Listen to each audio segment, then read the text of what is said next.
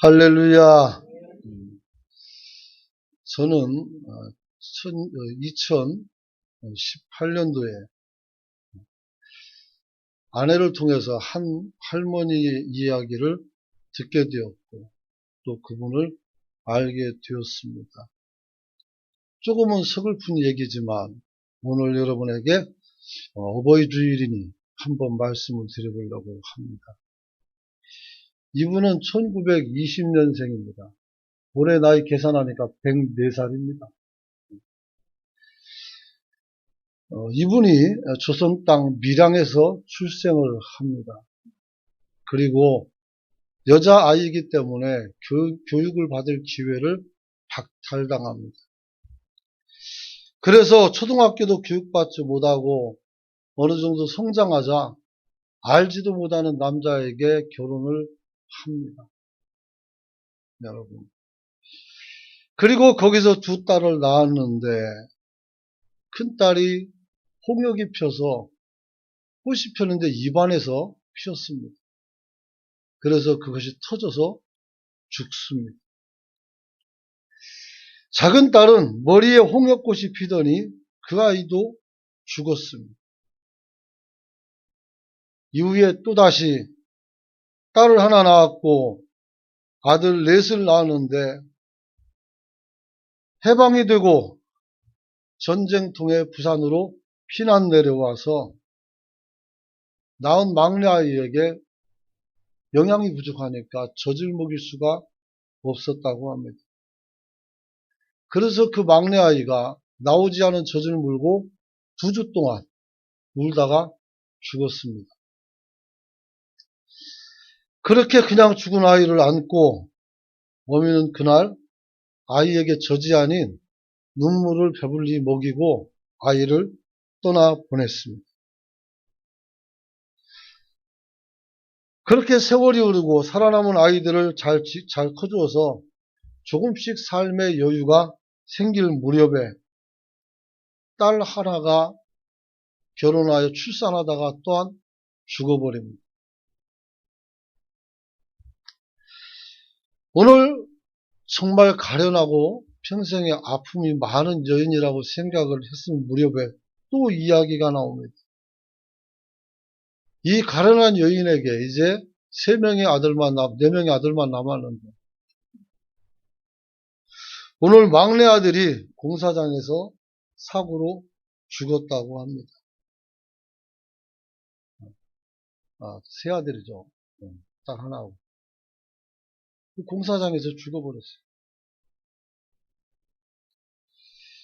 제가 말씀드린 이 여인은 부산 진구의 초읍에 사는 98세 된 할머니였습니다. 당시에. 독거노인이었습니다. 독거노인. 특별히 이 할머니는 많이 주름이 깊었습니다. 얼굴이 쭈글거리고 있었어요. 근데 그게 그분의 아픔이요 비명소리로 들리는 것은 나 혼자만의 생각인지 모르겠지만 어쨌든 볼 때 마음이 치근했습니다. 하지만 이 여인의 고난은 아직 끝난 게 아니었습니다. 큰아들은 부유하지만 부모를 돌보지 않았고 작은 아들은 60이 넘었는데 한참 넘었는데 노름에 빠져가지고 평생을 파랗고 살고 있었습니다. 제 아내가 18년 3월에 보다 못해 이 할머니 사정이 딱해서 동사무소를 방문하여 거의 안 되는 걸 반 우겨가지고 결국 수급자를 만들어 드렸습니다. 두 아들이 부양자가 있었기 때문에 수급자가 될 수 없었지만 이 할머니를 더 이상 어둠에 방치하는 것은 우리 인류의 죄라는 생각이 들었습니다. 그럴 수가 없었습니다. 그리고 난생 처음 그 할머니에게 수급비가 나왔습니다. 80만 원. 그 돈을 할머니가 통장으로 받고 집사람에게 부탁을 합니다. 50만 원만 찾아와 달라고. 그래서 5만원권으로 50만원을 찾아드렸습니다. 그랬더니 이분이 속옷을 찢고 그 속에다 돈을 집어넣고 꿰매버렸습니다. 아마도 언제 어떻게 죽게 되면 자기 옷을 벗겨서 보게 될 때 그 돈으로 자신을 처리해달라는 의미가 있었던 것 같습니다. 그리고 그 할머니가 교제하는 과정 속에서 이런 말을 했다고 합니다. 자기 평생에 살면서, 부산에 살면서 가장 멀리 여행한 곳이 영도였다고 합니다. 영도. 그리고 그날 그곳에서 일생일대에 단 한 번의 외식을 통해서 가장 호사스러운 삶을 살았다고 합니다. 뭐 먹었냐고 그러니까 회 먹었다고 합니다. 여러분, 정말 속상한 것은 살아있는 두 아들이 이 부모의 아픔을 헤아리지 못하고 이 부모를 돌보지 않는다는 것입니다. 큰아들은 나름 성공해서 사회에서 지위도 있는, 그래서 꽤 부유한 사람이었습니다. 하지만 이 작은 아들은 말씀드린 것처럼 파랗고였습니다. 수급자로 선정되어 수급비가 처음 나오던 날 오지도 않았던 작은 아들이 와서 어머니의 통장을 들고 가버렸습니다.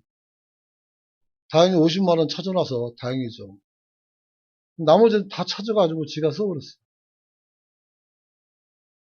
그리고 어머니 이름으로 카드를 만들어서 그 다음 달부터는 자기가 그냥 통째로 빼다 써버립니다.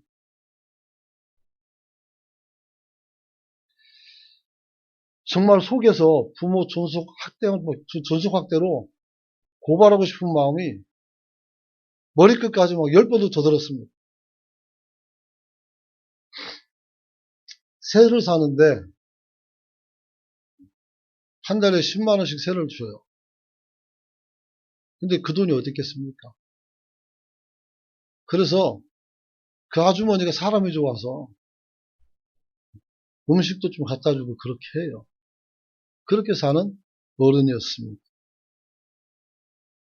여러분. 그래서 아들에 대해서 험한 말을 하면 아들에게 해가 될까봐 안절부절 못하는 모습 보면 그게 더 짜증이 나고 속이 상합니다. 또 집주인도 와가지고 아들이 그런 것을 아니까 막 뭐라고 퍼댑니다. 돈 줬다고. 그때 입을 콕 다물고 계신 그분에게 연민의 정도 느껴졌습니다. 결국 저는 이 할머니 이야기를 듣고 또 살펴보면서 마른 젖을 아이에게 물리고 그 아이가 죽어가는 것을 2주 동안이나 바라보면서 흘린 눈물을 생각하고 참으로 가슴이 답답해졌습니다. 하나님 도대체 왜, 어떻게 이런 사람들이 이렇게 계속 살아야 되는 것인지 모르겠다고 기도했습니다. 누가 할머니를 이렇게 만들었는지 원인도 알고 싶지 않았습니다. 부담스러운 것은 내 부모를 공경하라는 이 계명이 이분에게는 사치스러운 단어였다는 사실입니다. 내가 이분에게 어떻게 복음을 전할 수가 있을지 감이 오지를 않았었습니다. 그래서 오늘 할 수 있는 것을 하기로 했습니다. 그래서 아내에게 집에 있는 쌀을 가지고 반찬을 해서 가서 밥을 해드리게 했습니다. 할머니는 말합니다. 이렇게 맛있는 밥은 생전 처음이라고. 그래서 혹시나 해가 쌀통을 열어봤더니 오래된 정부미가 거의 썩어서 못 먹을 지경이 있었습니다. 그걸 꺼내가지고 씻어서 식사를 하고 있던 것이었습니다. 정말 말이 안 되고 답답했던 그런 순간이었습니다. 오늘은 어버이 주일입니다. 가정의 달이기도 하고 특별히 오늘 우리 아버지와 어머니에 관해서 생각하는 뜻깊은 날입니다. 혹자는 교회가 아버지 제사도 지내지 않고 어머니 제사도 지내지 않기 때문에 불교 막심한 종교라고 하지만 우리는 어버이 주일로 부모를 섬기는 주의를 가지고 있습니다. 그러니까 앞에도 오늘 선물을 준비해 놨어요. 이따가 나눠드릴 때 즐겁게 가지고 가셔서 드시고 건강할 수 있기를 축복합니다. 축복합니다. 사랑하는 성도 여러분. 그래서 저는 오늘 이런 극악한 상태는 아니지만 우리 또한 내 어미와 내 아비의 마음을 헤아리고 사는지는 모르겠다는 생각을 해보게 되었습니다. 올해는 특히 저에게 장모님이 계신데 그분이 오늘 세상을 떠나셨습니다. 정말 안타까운 것은 작년 연말에 와달라고 부탁했을 때 연말 연초기 때문에 갈 수가 없어요. 그래서 거절하고 안 갔었는데 그때가 마지막이었던 것입니다. 그래서 제가 그때 교인들을 어떻게 얼굴을 들고 바라볼 수 있을까? 내가 어떻게 효도를 말할 수가 있을까? 하는 생각을 해본 적이 있습니다. 여러분, 성경은 왜 우리에게 부모님을 공경하라고 말씀하고 있습니까? 그것은 놀랍게 우리의 생존과 연관이 있고 그것이 바로 우리가 부모를 공경해야 될 이유인 것을 말씀하고 있기 때문입니다. 신명기 5장 16절 말씀 같이 한번 읽어봅니다. 시작. 너희는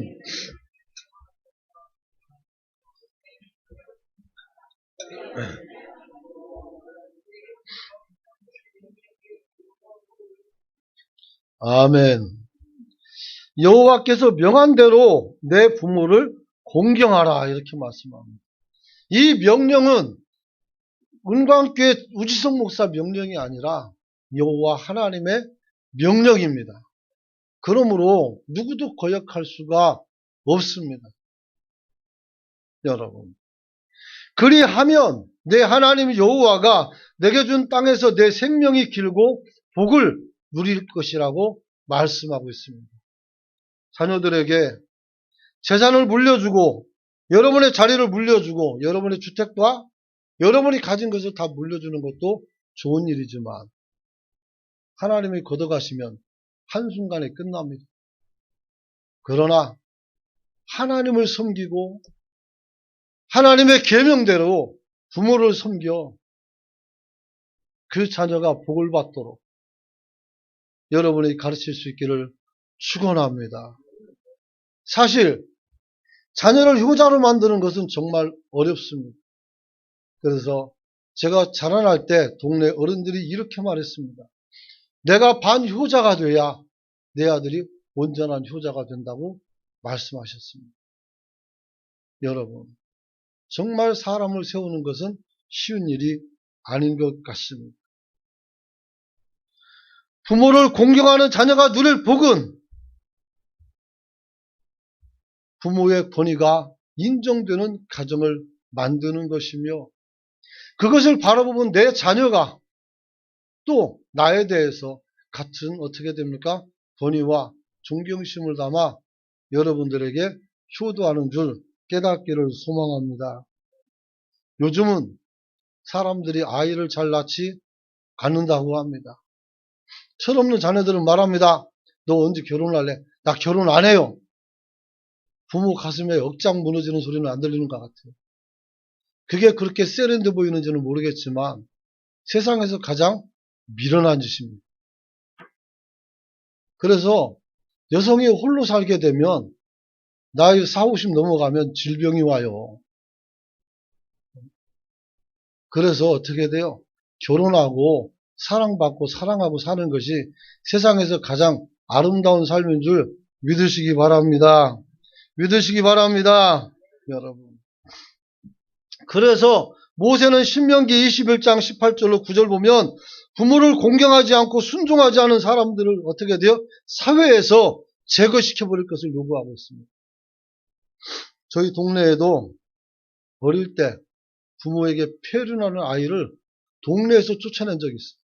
동네. 너 같은 놈은 여기 오면 안 된다고 쫓아내버렸어요. 나중에 아버지가 짐 싸가지고 부끄러우니까 이사 가더라고요. 여러분. 신명기 21장 18절에 이런 말이 있습니다. 사람에게 완악하고 패역한 아들이 있어 그의 아버지의 말이나 그 어머니의 말을 순종하지 아니하고 부모가 징계하여도 순종하지 아니하거든 그의 부모가 그를 끌고 성문에 이르러 그 성읍 장로들에게 나아가 그 성읍 장로들에게 말하기를 우리의 이 자식은 완악하고 패역하여 우리 말을 듣지 아니하고 방탕하여 술에 잠긴 자라 하면 그 성읍의 모든 사람들이 그를 돌로 쳐 죽일지니 이같이 내가 너희 중에서 악을 제하라. 그리하면 온 이스라엘이 듣고 두려워하리라. 할렐루야. 효도한다고 죽이라는 계명을 가진 그런 종교가 세상에 어디 있어요? 기독교에만 존재해요. 결국 여러분 이런 상황으로 미루어 보아서 부모를 공경하는 것은 단순히 어머니 아버지를 즐겁게 하는 것을 떠나 이 세상이 세상으로 존속시키는 하나의 중요한 방식이라는 것을 알 수가 있는 것입니다. 그러므로 여러분 신약성경에도 동일한 말씀이 나옵니다. 바울은 이렇게 말합니다. 에베소서 6장 1절에 보면 같이 한번 읽어봅니다. 시작. 자녀들아 너희 부모를 주 안에서 순종하라. 이것이 옳으니라. 여러분 바울은 그냥 부모를 공경하는 것이 아니라 주 안에서라고 말합니다. 주 밖에서가 아니라 주 안에서. 여러분 왜 주 안에서야 합니까? 오늘 하나님께서 우리가 부모에게 순종하는 것이 옳기 때문인 줄 믿으시기 바랍니다. 할렐루야.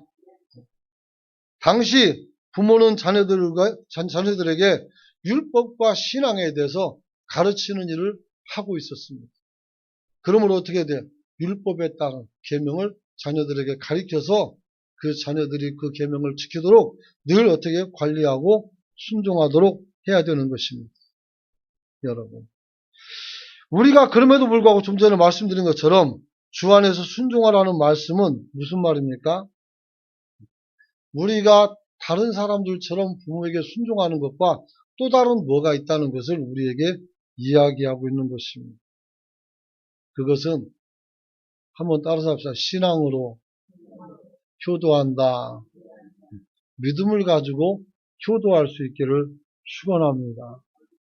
여러분 주님은 신앙이 부모를 통해서 자녀에게 전수되는 것을 알고 있었습니다.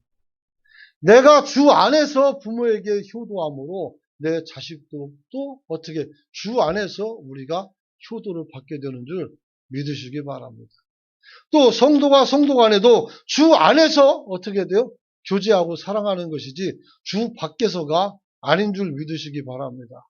그러므로 성도의 교제는 문란할 수가 없고 성도의 교제는 거룩할 수밖에 없는 것입니다. 여러분이 그런 거룩의 교제를 이뤄나갈 수 있기를 축원합니다. 특히 주 안에서라는 말은 내가 중심이 되고 내 생각과 의지가 먼저 중심이 돼서 부모에게 효도하는 것이 아니라 하나님의 명령으로 이 일을 감당함으로 좀 더 책임감 있게 오늘 이 일을 감당하라고 우리에게 주시는 은혜인 줄 믿으시기 바랍니다. 사랑하는 성도 여러분, 그래서 에베소 6장 2절에 보면 이런 말씀이 있습니다. 같이 읽어봅니다. 시작. 내 아버지와 어머니를 공경하라. 이것은 약속이는 첫 계명이니. 할렐루야. 내 아버지와 어머니를 공경하라는 거예요. 공격이 아니라 공경입니다. 공경. 뭐 말로 핀잔이나 주고 아버지가 뭘 한다고 막 그랬었고 어머니가 뭘 하냐고 막 그랬었고 그러면 그래 니 똥 묻다 그러면 돼 그냥 그잖아요. 무슨 말 하고 써요 거기서 그잖아요. 부모를 공경할 수 있기를 원합니다. 여러분 공경이라는 것은 그분을 어떻게 돼요? 높이는 겁니다. 높이 두고 내가 그를 어떻게 돼요? 그 앞에 머리를 조아리는 것도 공경이라는 거예요. 여러분 놀라운 것은 하나님께서 지금 우리가 사는 이 역사의 현장에서도 이것이 하나님의 약속이는 첫 계명으로서 여전히 유효한 줄로 믿으시기 바랍니다. 그런 거예요. 그래서 대신계명 말고 대인계명 첫 번째가 어떻게 내 부모를 공경을 하는 거예요. 그러면 두 번째로 어떻게 하면 우리가 부모를 잘 공경할 수 있을까요? 좀 전에 말씀드리지 이 98세 된 당시 그 할머니는 우리가 6월달인가까지 보고 이제 그것도 부끄러웠는지 큰아들이 요양병원에다가 이렇게 보내드려서 그 이후 소식이 끊어져 가지고 어떻게 되는지는 제가 알 수가 없어요. 그러나 한 가지는 우리가 어머니와 아버지를 방치할 때 그분은 우리를 기다려주지 않는다는 것을 꼭 기억할 수 있기를 원합니다. 많은 분들이 저에게 그랬습니다. 저희 어머니가 살아계실 때도 야, 너 엄마에게 잘해라. 너 부모에게 잘해야 된다. 어른들이 맨날 그래요. 그리고 하는 말이 네가 잘하려고 들 때는 엄마가 없을 것이다. 그러니까 무조건 지금 잘하라. 이런 얘기를 해요. 하도 그런 잔소리를 들으니까 나는 그게 그저 그런 줄 알았어요. 그런데 정말 안 기다려주십니다. 여러분. 오늘 우리가 어떻게 하면 주님 앞에서 부모님을 잘 공경할 수 있을까? 첫 번째는 한번 따라서 합시다. 부모의 마음을 헤아리자.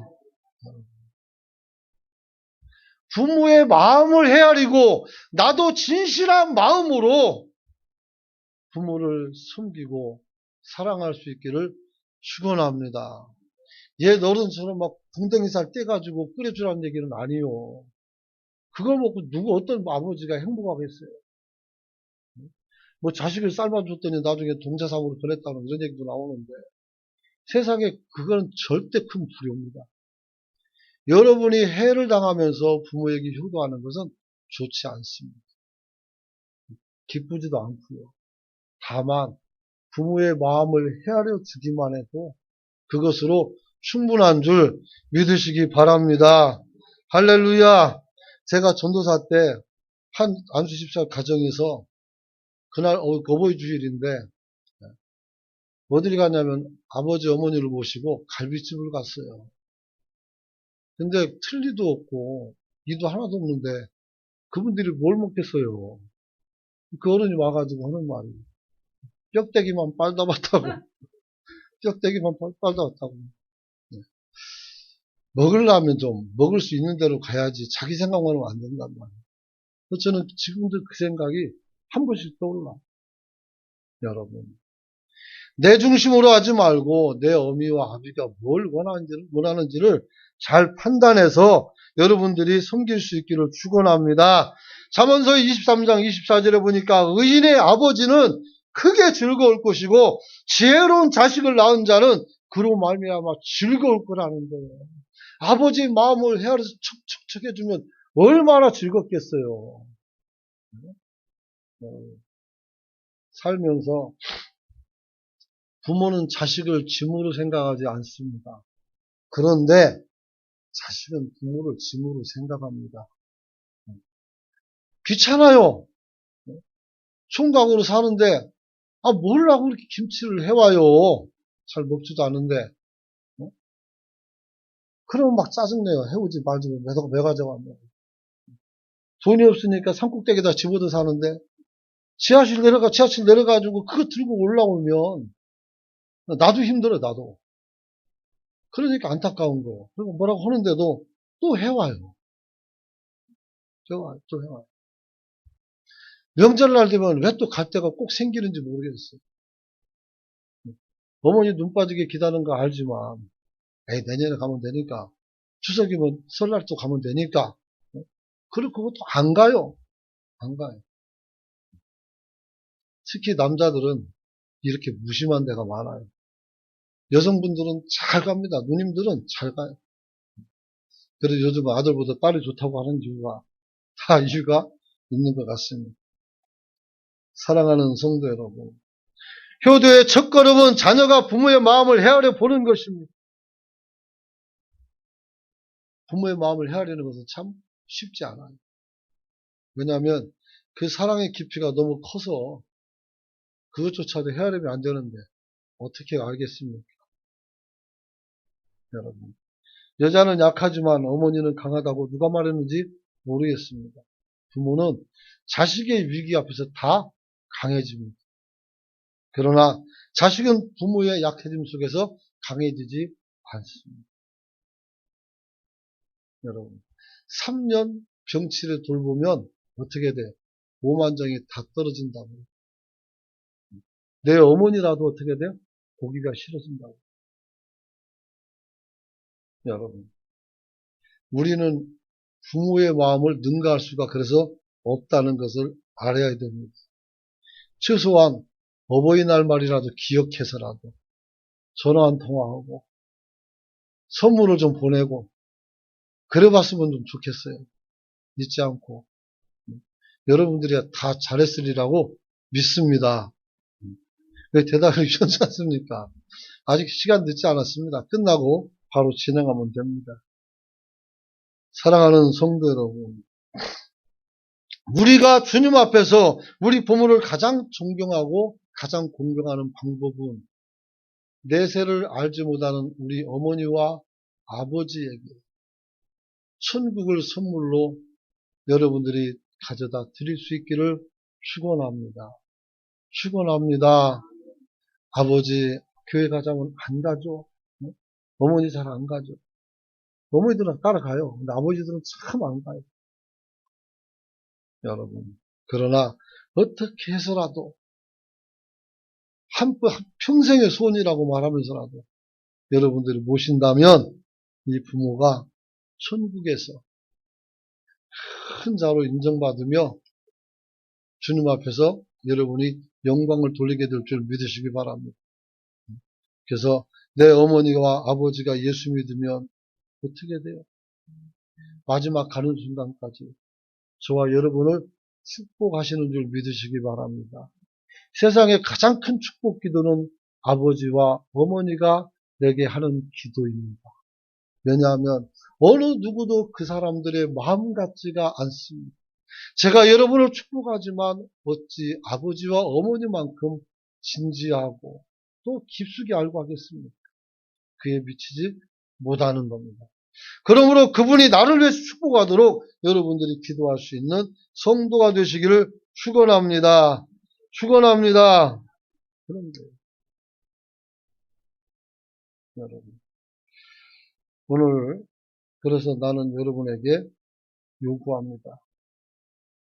여러분의 마음속에 무엇보다도 부모님을 향한 존경심을 갖기를 축원합니다. 지식으로는 여러분들보다 못할 겁니다. 지혜도 이제는 늙었기 때문에 좀 못할 수 있습니다. 하지만 영원히 변치 않는 것은 자식을 향한 사랑입니다. 그래서 80 먹은 노인이 아들이 이제 출근하는데 그렇게 말한다잖아요. 얘야 차 조심하거라. 나이가 몇인데 차 조심합니까? 그러나 어떻게 돼요? 부모의 마음이 그런 것이라는 겁니다. 두 번째는 부모님께 말과 태도를 공손히 하여 그 말씀에 순종하는 것이 공경임을 잊지 않기를 축원합니다. 축원합니다. 여러분, 우리 부모님과 일상 대화에서 항상 그를 존경하는 마음을 품고 여러분들이 말할 수 있기를 축원합니다.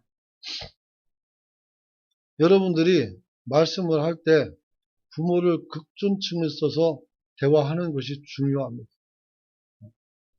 예로부터 지금은 뭐 신분이 없지만 그때 당시 말로는 상놈들은 어떻게 됩니까? 자식 목소리가 크고 양반집은 어떻게 돼요? 아비 목소리가 큰 거예요.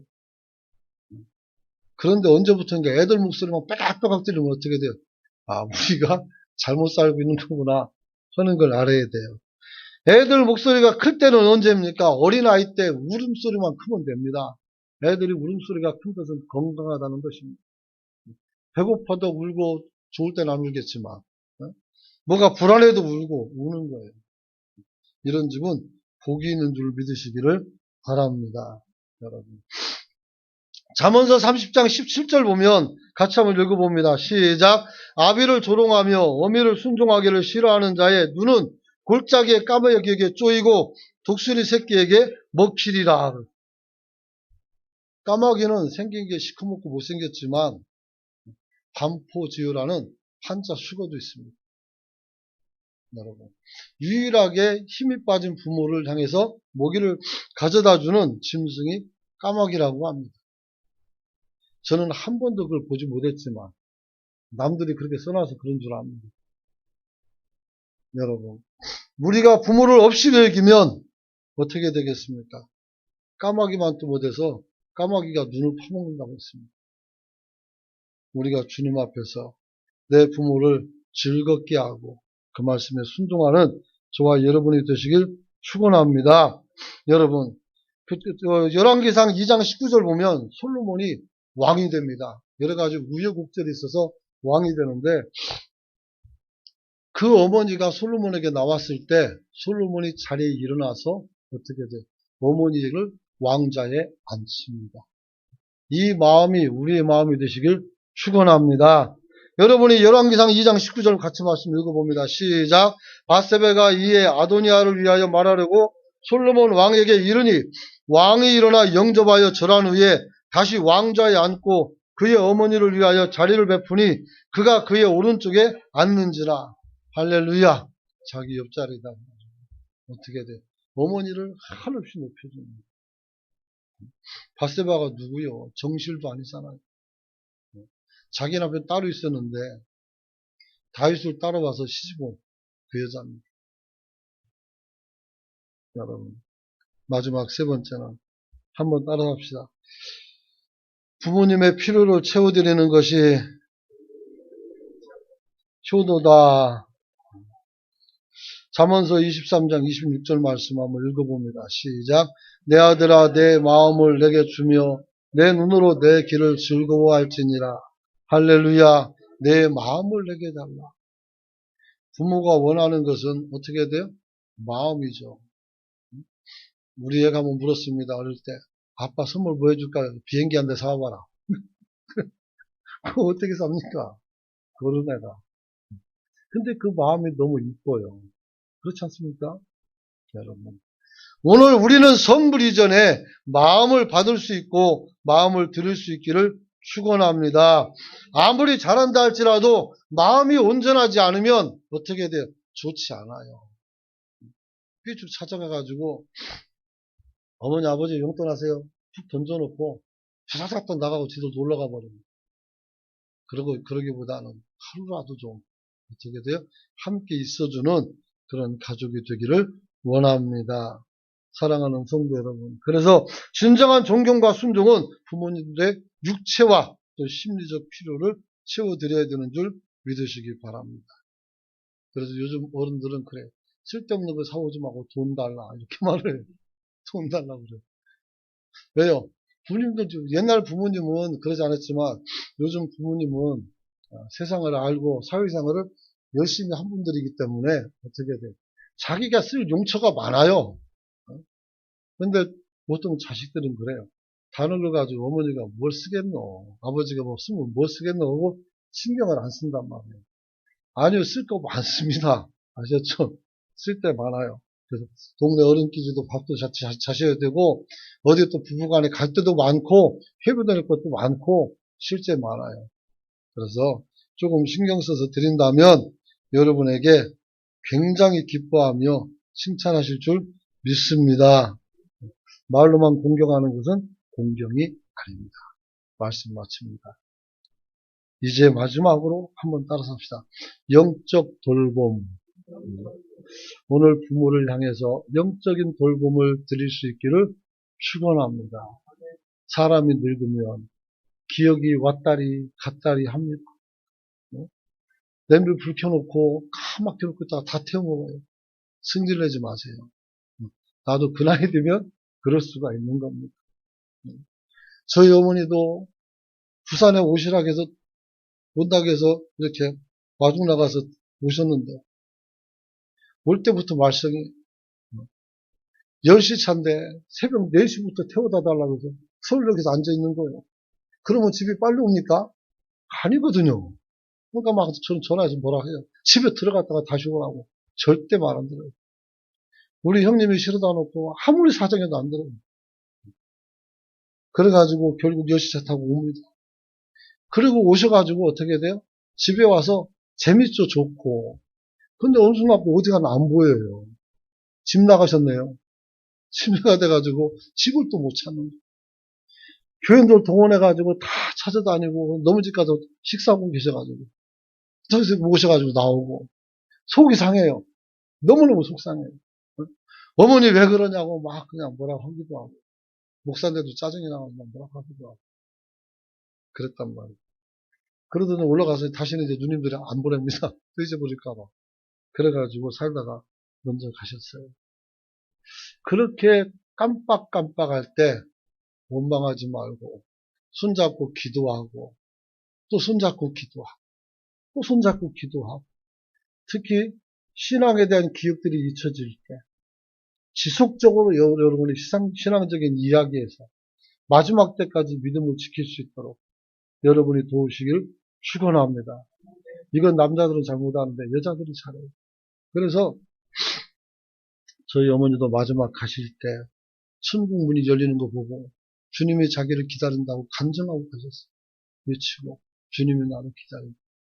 얼마나 복된 모습이겠습니까?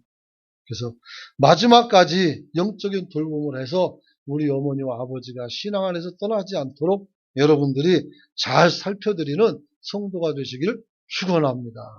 이 시간 한번 통성으로 기도할 때 살아계신 부모는 살아계신 부모를 위해서 기도하고 떠났으면 이제 지난날 내가 잘못했던 것 회개하고 이제는 내 자녀에게 내가 반효도한다는 생각으로 해서 이 자녀들을 효자로 만들어 오늘 여러분들이 효도를 받고 또 그것이 우리 자녀들에게 힘이 되고 소망이 될 수 있도록 여러분들이 주여 외치고 통성으로 기도합니다.